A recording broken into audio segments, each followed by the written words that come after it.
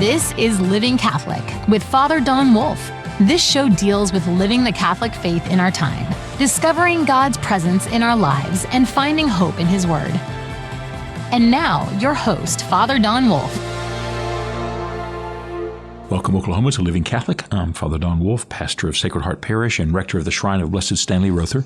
Now that we are in Lent, there is a question that comes to us. Actually, it's perennial, and that is, how are your sins forgiven? It's an easy question with a difficult answer. And it's not because the actual response is difficult. It's difficult making the response really work. Why? Well, that's what we have to explore. Think of it this way. If someone were standing on a cliff overlooking a deep valley and wanted to cross over to get to the cliff on the other side, he could ask, how do I get there? And the answer is easy. Build a bridge from here to there and then cross over it. The question is straightforward, and the response is easy. The tough part is only in the details. It's not easy to build a bridge. Getting to forgiveness is also not easy. But of course, we know that through Christ, we have the forgiveness of sins. St. Paul testifies to the heart of the faith when he acknowledges that the death of Jesus has brought about the reconciliation between us and God. Whatever debt there is because of our offense against the goodness of God, however we have offended the good order of creation by our sins against the law of God, we have been reconciled by the blood of Christ. In Jesus is our hope. These are the cornerstone beliefs that we have been offered through revelation by the gift of Christ on the cross. One of the best images of this forgiveness offered by Christ is when the paralyzed man is brought to Jesus, carried by his friends, so that Jesus might heal him. Because the crowd is too numerous to allow them to come close, they climb to the ceiling and open a hole there and let their friend down on his mat in front of Jesus. After this commotion, as he addresses the man who now lies before him, he tells him that his sins are forgiven. This results in a contest of opinions, since only God can forgive sins. So Jesus quickly discerns the anxiety of those in the crowd and responds with the line, "That you may know that the Son of Man has power to forgive sins, I command you, stand up, pick up your mat, and go home." The paralyzed man stands up, picks up his mat, and leaves. And everyone is, of course, astounded. This story encapsulates several themes about forgiveness, and the first one is that there is the immediate connection between the brokenness of this man, his suffering and dependence, with the brokenness of our sinful world. When Jesus looked at him, being paralyzed and being sinful, they were connected. And so healing the paralysis was also healing the breach of his sin. We have a hard time thinking in these terms, so we often don't feel the connection that Jesus was making. In our world, sin and sickness are not connected directly. We even make sure to admonish people to think they are. This is something to explore, but for now it's sufficient to note that in Jesus' mind, they were simply one. Jesus healed the paralyzed man at his command. We should notice, however, that he didn't simply tell him to get off his pallet and stand up. That would have been miracle enough, even by our standards. Jesus wasn't content that the man's synapses resumed functioning so the command signals from his brain and spinal cord could command his muscles to contract and loosen in sequence so that he could slowly rise from his paralyzed state and stand amid all those who were standing. Again, healing whatever was broken in the function of his nervous system is miracle enough in any age, and we, who have not yet mastered this kind of healing in our technology, are still rightly impressed by this healing. Jesus does what no hospital or therapy or doctor is able to do anywhere in the world in our time. But it's not the only thing he did, because he didn't just heal the paralyzed man, he restored him. Jesus' command was that he stand up, pick up his mat, and then go home. That was something much more powerful in everyone's hearing than simply healing. It was the command that this man be restored to the life he once knew. He was to go home where he belonged, where his life was sustained and nurtured, where he had his family, where his hearth was. We, of course, have no information about the circumstance of his paralysis, whether it was an accident, an illness, or a congenital condition, What we do know is that he was helpless when he arrived, and he was restored when he returned.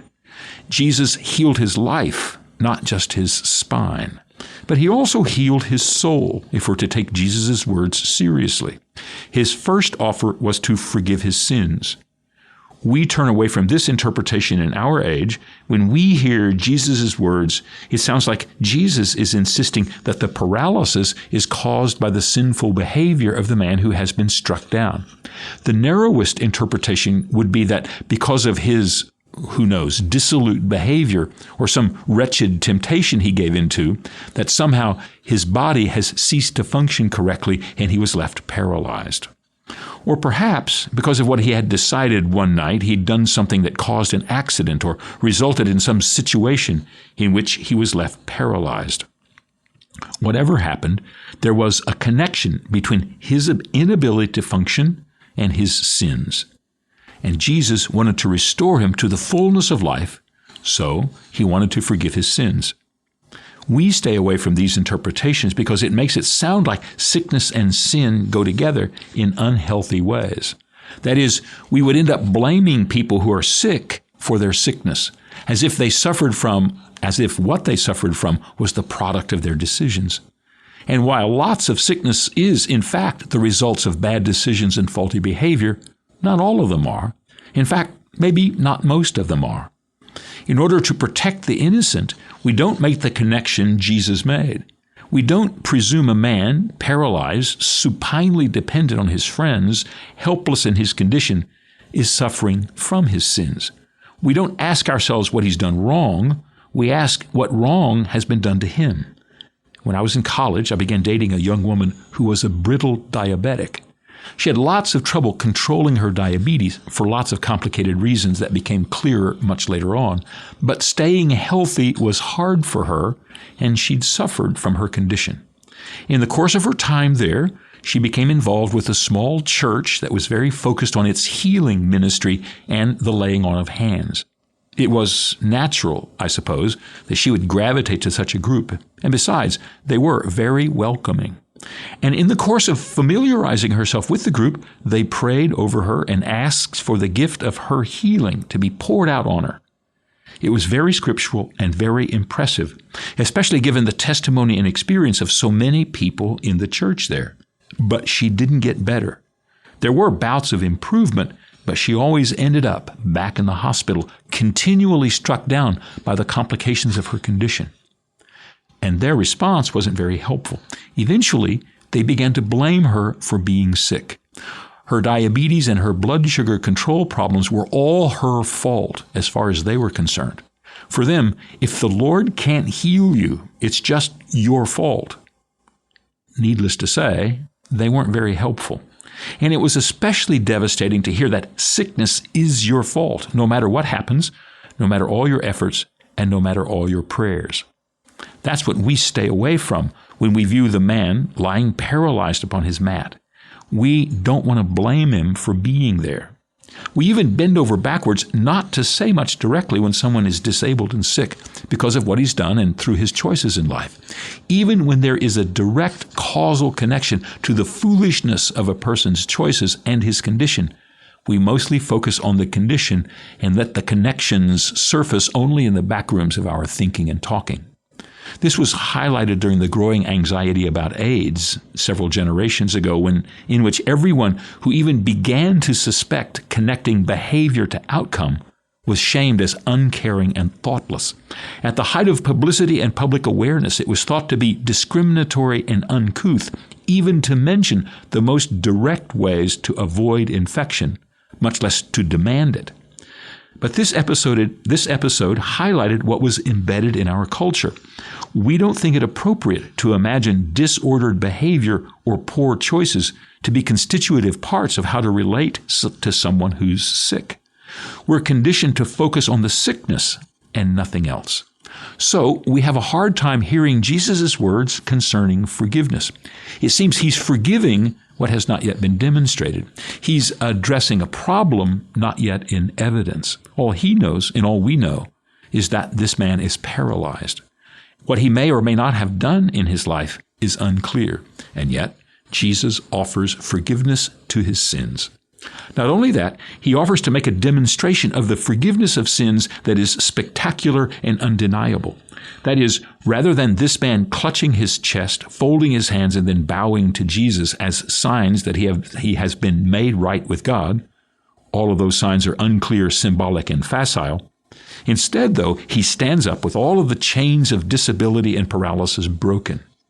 This is a miracle in which Jesus is willing to assume the most responsibility for its overt effectiveness. It's not what we usually think of when we imagine what forgiveness is. But if we pause to consider that sin is something more than merely an offense against the will of God written into the goodness of creation, startlingly, we have a sense of sin in this manner, in that every person knows that there are things forbidden in life, boundaries about behavior it is understood that people are not to transgress. C.S. Lewis mentioned this in his book, Mere Christianity, as a demonstration of what he called the Tao. It's the notion of life written into the heart, in which it seems every person has some sense of. It appears we are fine-tuned to the details of life and community so that we know there are offenses against these we should not commit. It's not always that we're kind and loving to one another, but that no matter our situation, we all know we should do some things and avoid others. It may be that we belong to a tribe in which there are feuds and retribution, in which everyone's caught up in killing and violence, but even then, there's a sense of honor, a sense that certain things are right and just, that there is a balance that shouldn't be disturbed, and when disturbed, should be righted. We know from the moment the light of consciousness begins to glow, there are things we shouldn't do. Yet we have a hard time defining this sense. We can name what must not be done, but we have a hard time naming the sense of it. In previous ages, we called it conscience. It was as if a foreign voice were speaking to us to guide and to correct us. Today, in our common conversation, we have virtually abandoned this word, and we almost never speak of forming the consciences of our young people. It's a word that has lost its common agreed understanding, and so it's not used. In fact, our talk about sin has slipped into imagining it as only the violation of specific written laws about which we agree to. The innate experience of wrongdoing and the subsequent guilty awareness that accompanies it is not spoken of. In fact, it is denied. In our society, we seldom speak of sin. We substitute breaking the law instead. Most often, we don't even have a vocabulary for sinfulness, and so we seldom think in these terms, which leaves us practically mute when facing the words of Jesus. We don't know what he's talking about. So we feel odd when we read the exchange between these twos. But the sense of sin in Jesus' world is different than our own. In fact, it's much more sensitive than ours. When Jesus looks at the paralyzed man, he doesn't only see someone who's suffering from a debilitating condition, he also sees someone who embodies the brokenness of the world. In paradise, there would be no paralysis and no pains like he's experiencing. This man wouldn't have to seek healing, and he wouldn't have to live pityingly dependent on his friends as if he were in Eden. If the world were whole, he'd have a wife and children and make his living and provide for everyone, defined by sufficiency and happiness. But he suffers most of all from a world that has gone dark and dangerous. His sin is part of the larger sin suffusing every part of the world he was born into. Think of it as an infection or a whirlpool. Exposure to it leaves the person helpless in the face of it. He's dragged down by it, often against his will. Also, his disability has affected everyone in his life. Being disabled, he has to live dependent on the work and the help of others. Unless they were present to him, his life would not go on, and what there was of it would be pure misery. But what it takes to care for him burdens all those around him. In a world of bare sufficiency, caring for one another and providing for his needs, especially as an adult man, would be taxing for everyone.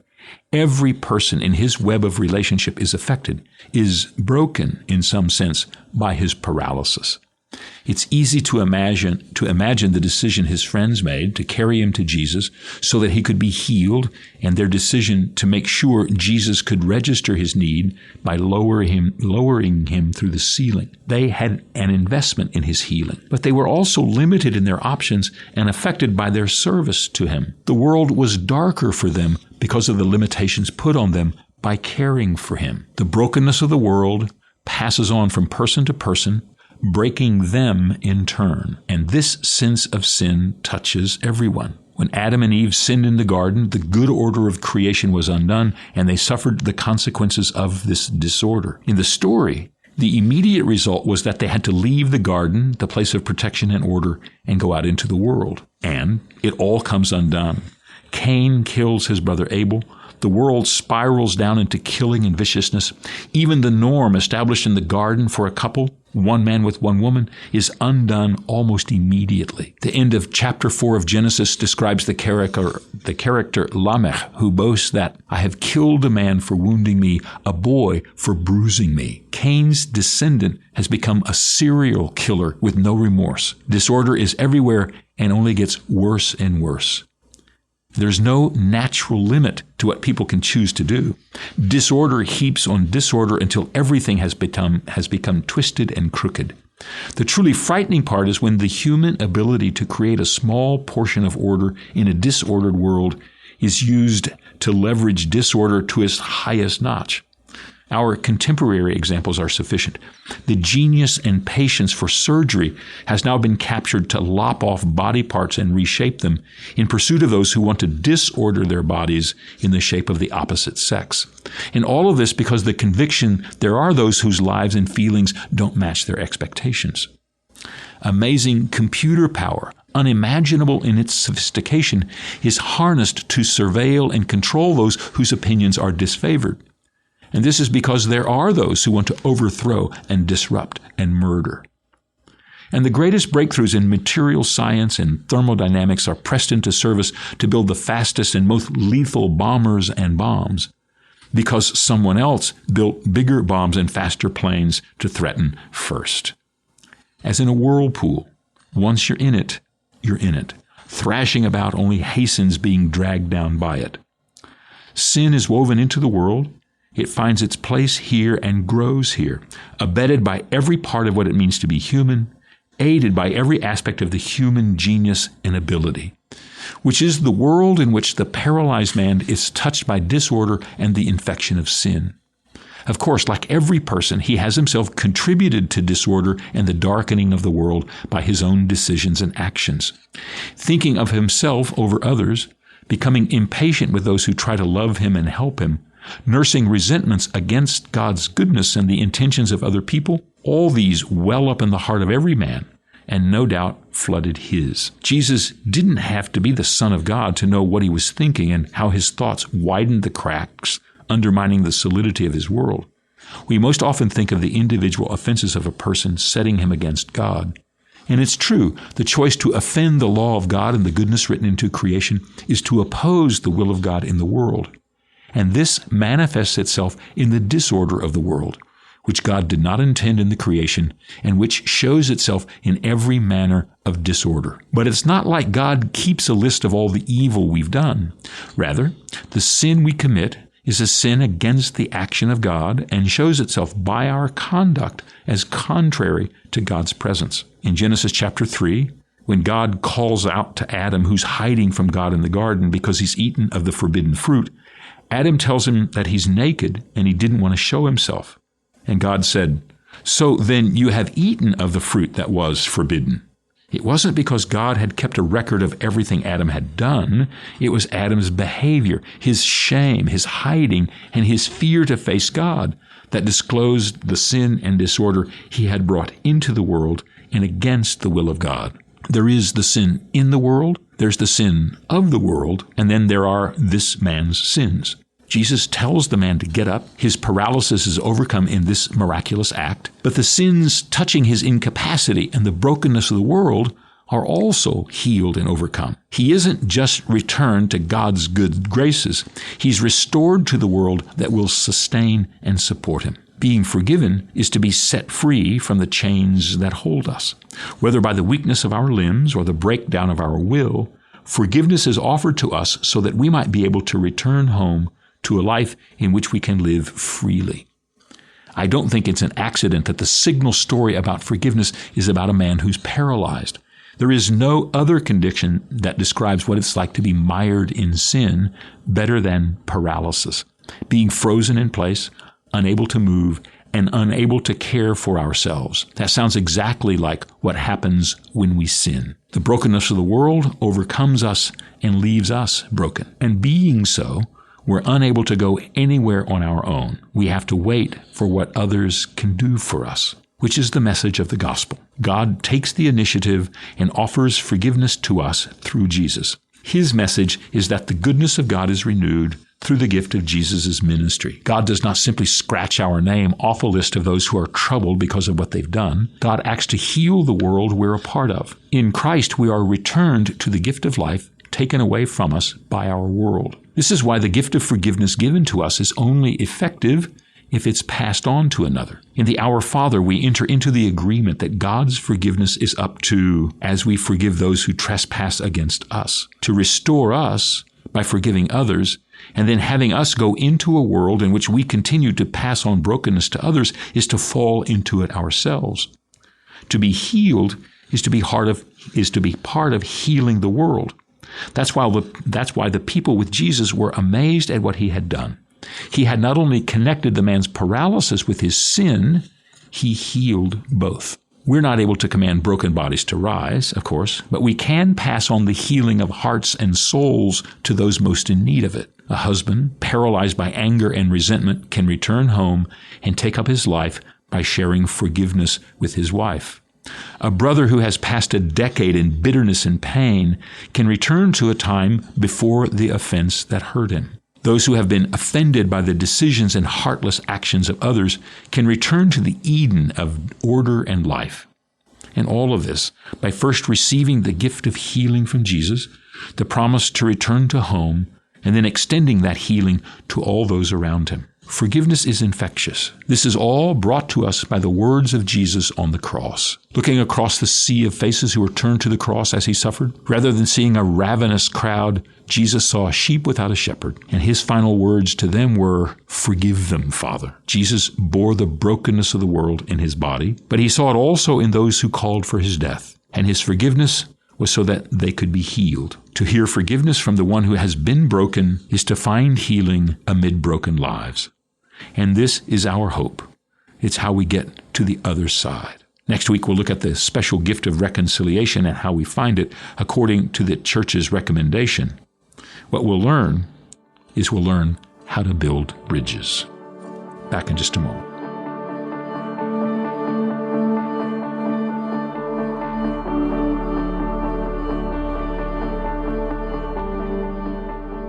Welcome to our final segment, Faith in Verse. We have a poem today called The Older Rooms.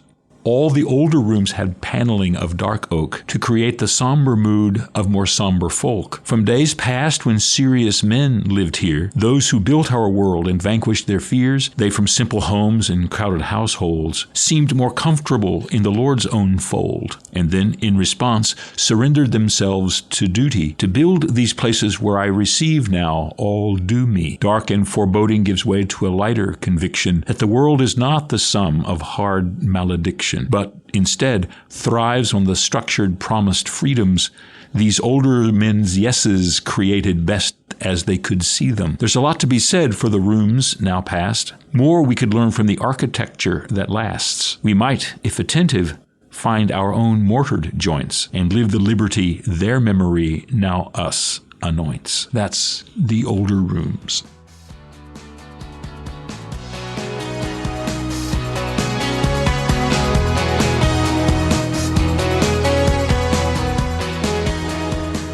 This time of Lent is the opportunity when we can turn our hearts and minds more fully to the presence of Christ among us and be prepared for Easter. I hope that we can visit again in the weeks to come. Living Catholic is a production of the Archdiocese of Oklahoma City for Oklahoma Catholic Radio. To learn more, visit okcr.org.